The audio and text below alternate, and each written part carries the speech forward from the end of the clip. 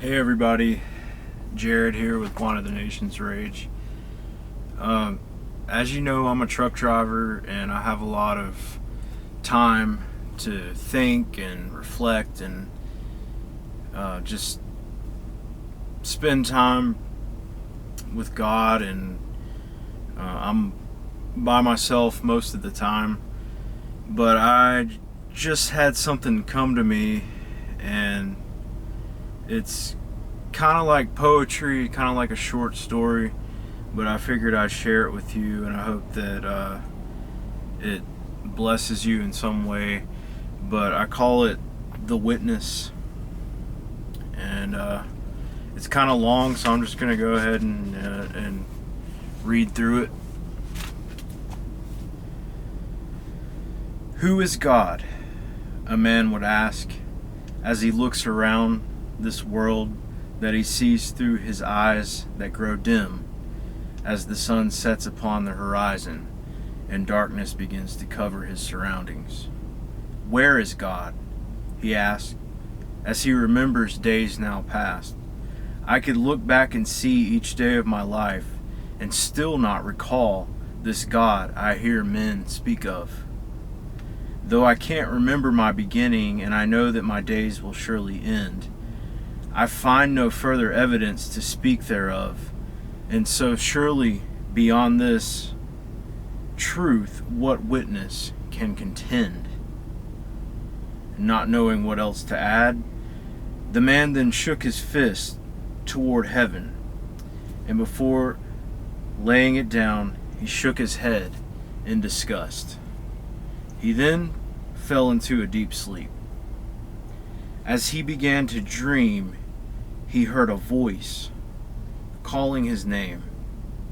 He opened his eyes and realized he was surrounded by darkness. So dark that he couldn't even see himself. Adam, the voice continued to call. Who are you? The man replied. Where are you? I am the beginning and the end, said the voice, and I am all around you. When the man heard this, he began to tremble in fear. What do you want with me? The man shouted. Why have you brought me here? And why is it so dark? You have not been brought anywhere that your feet have not taken you, and you have not turned to any direction that your heart has not led you. For I have seen the steps you have taken on the path that is far from me, and I know the strategies of the one that leads your heart. I heard a prideful heart call out in unbelief as it challenged the one who sits in heaven with his foot upon the earth. Now here I am to answer your call. Can you contend with I? The one who numbered your days and every hair upon your head, the one who spoke the stars into their courses and sets the times in their place. Yet I knock on the door of every man's heart, and of every man's soul I know the state. Now, the darkness you see is where I've found you, hiding from me in foolish attempts to conceal your deeds, which have been weighed upon the scales of justice and found wanting, guilty, needing advocation. Now, whereby is your defense? No, Lord, the man cried. Please have mercy on me. How was I to know who you were, what you were like? Before this moment, how was I to know your voice? Your plea has revealed the wicked acquisition of your heart, said the voice.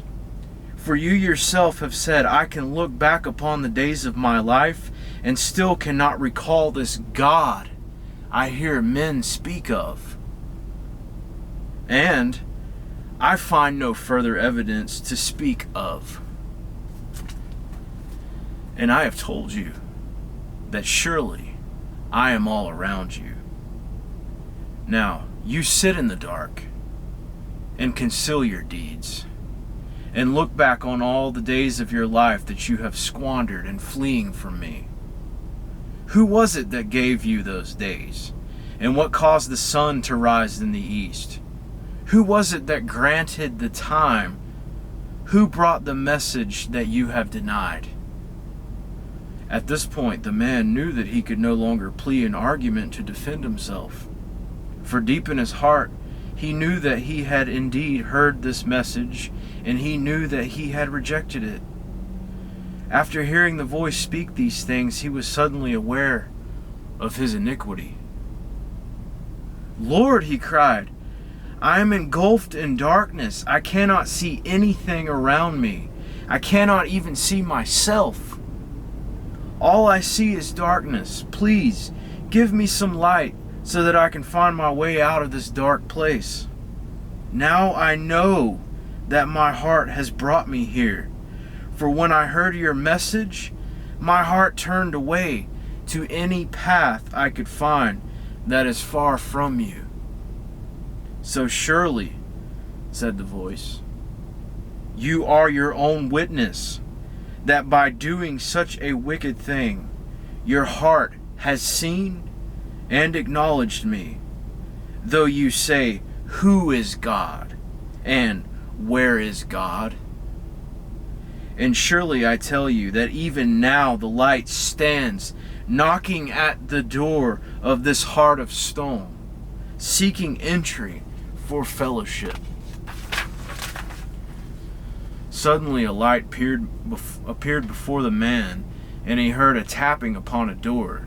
Each time the hand knocked upon the door, the light would appear and reveal the door itself.